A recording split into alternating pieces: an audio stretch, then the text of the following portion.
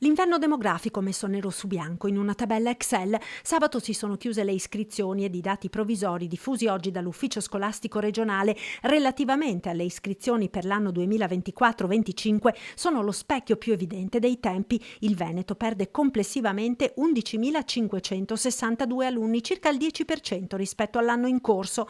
Analizzando i dati provincia per provincia emerge il crollo verticale di iscritti alle primarie nella Marca trevigiana, che perde quasi 1.000 bambini, record negativo nelle secondarie di primo e secondo grado per la provincia di Verona, ma Treviso è al secondo posto con oltre 1.300 alunni in meno alle medie e 315 alle superiori.